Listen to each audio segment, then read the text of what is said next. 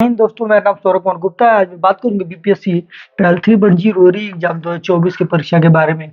आपको पता है बीपीएससी के द्वारा शिक्षक भर्ती कराया जा रहा है। ट्रायल 1, ट्रायल 2, ट्रायल 3 भी हो चुका है। ट्रायल 3 जो हुआ वो 19 जुलाई से लेके 22 जुलाई तक पेपर हुआ, जिसमें टीजीटी का जो पेपर हुआ 21 तारीख को पेपर हुआ और इसमें सबका अलग अलग डेट में पेपर हुआ। इसमें बात करेंगे कट ऑफ के बारे में। आपको पता है कि आंसर की केवल पीआरटी का आया है। पीआरटी केवल आंसर की आया है और उसमें भी पीआरटी में जो आंसर किया है उसमें देखने को मिल रहा है जो लोग मिला रहे थे आंसर की ये 75 आ रहा है, उसका 70 आ रहा है, जिसका 80 हो रहा था उसका 75 आ रहा है।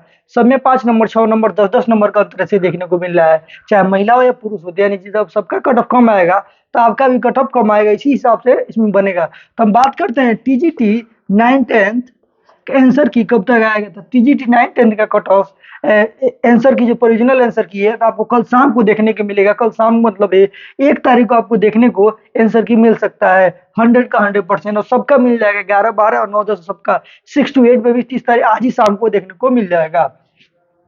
टीजीटी हिंदी में सटीक कट ऑफ क्या रहेगा। देखिए टीजीटी में कई चीज कारण है कि कट ऑफ कम रहेगा, इसके कई कारण है। जैसे आपको पता है कि ये स्टेट मात्र 2 बार हुआ है, तीसरा बार हुआ है लेकिन अभी तक रिजल्ट नहीं आया है। तो 2 बार ये स्टेट हुआ, तो 2 बार स्टेट हुआ तो पहले बार भर्ती हुआ कितना हुआ 4242 4200 हुआ। इसमें 1100 लोग इसमें बचे थे ये स्टेट वाले।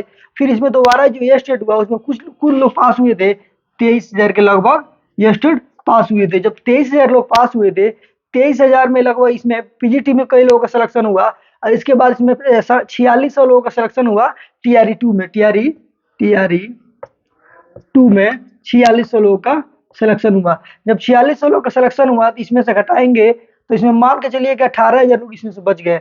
18,000 लोग में इसमें बहुत ऐसे अभ्यर्थी, इसमें से 30 से 40% ऐसे अभ्यर्थी थे जिनका सिलेक्शन पीजीटी में भी हो गया था। तो पीजीटी वाले हो गए तो इसमें तो आएंगे नहीं। तो अब के टीआरई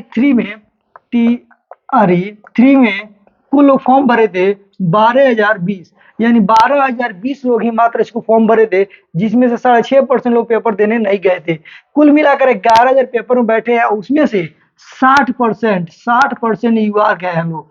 तो युवा के हैं लोग तो अब युवा वाले तो युवा में आएंगे, कट ऑफ तो हाई होगा, लेकिन कहने का मतलब जो युवा में है तो अपने युवा में आएगा जिसका 548 सीट है। युवा में 548 है। रोस्टर के पहले का बात कर रहा है, अगर रोस्टर ऐड होता है तो कट ऑफ में और बदलाव देखने को मिल जाएगा।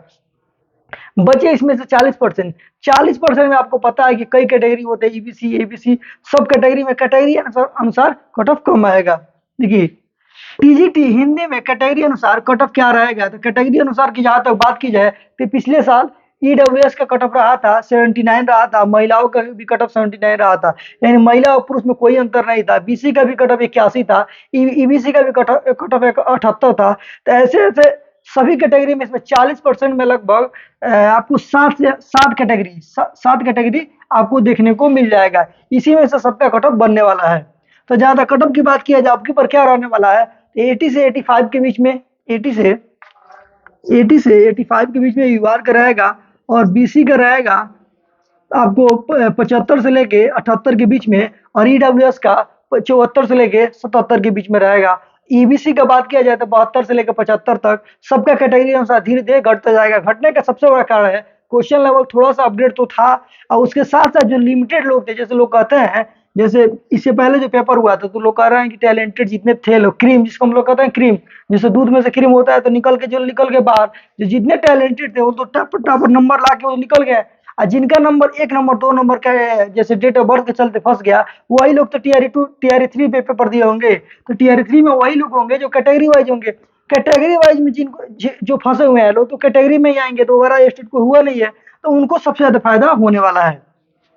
पीजीटी हिंदी में सटीक कट ऑफ क्या रहेगा कैटेगरी में, देखिए पीजीटी में भी यही रहेगा। आपको पहले, इससे पहले जो कट ऑफ आया था यूआर का कट ऑफ 70 के आसपास था, और की बार यूआर का कट ऑफ 75 से 80 रहेगा, 75 से 80 से कम नहीं आने वाला है। और ईडब्ल्यूएस का जो कट ऑफ रहेगा आपको मान कर चलिए 72 से लेके 75 तक रहेगा। बीसी का भी रहेगा 68 से लेके 71 तक, और ईबीसी का रहेगा 66 से लेके 70 तक। ऐसे ही कट ऑफ रहेगा कैटेगरी अनुसार, जैसे जैसे कम होते जाएंगे। और एसटी की क्या बात करें, उसमें तो 20-20 नंबर, 30-30 नंबर का अंतर मिलता है, और उस कैटेगरी में लोग नहीं रहे तो उनको भी ऐसे कट ऑफ से कम रहे तो उनको उठा लेगा। क्या पीआरटी जैसा इसमें भी कट ऑफ में बदलाव होगा? देखिए, पीआरटी जैसा इसमें भी कट ऑफ का बदलाव आपको 100% देखने को मिलेगा। बहुत ऐसे प्रश्न है, जैसे गद्यांश है, टीजीटी में हुआ या पीजीटी में हुआ, गद्यांश में क्या आप किसको आंसर मान रहा है, किसको नहीं मान रहा है, वो बीपीएससी लागू करेगा। आप जो मान लिए थे, ऐसा नहीं है कि आप जो मान लिए तो वही सही है, आपके अनुसार वो नहीं सही माना जाएगा। वन लाइनर जो आंसर होता है, जो सटीक होता है, वो आपके अनुसार सही होगा। लेकिन गद्यांश में वो क्या सही मान रहा है, सबसे ज्यादा मैटर फंस जाता है। गद्यांश हुआ, अलंकार हुआ, उसमें उन्होंने क्या क्या माना, उस क्रिया विशेषण हुआ, तो उसमें बीपीएससी जो आंसर मानेगा वही आंसर माना जाएगा। इसी के चलते कट ऑफ में बदलाव होता है, और इसी के चलते 6 या 7 नंबर, 8-8 नंबर अंतर देखने को मिल रहा है पीआरटी में। ऐसे ही टीजीटी पीजीटी के आंसर जो आंसर किया आएगा तो उसमें बदलाव देखने को मिलेगा।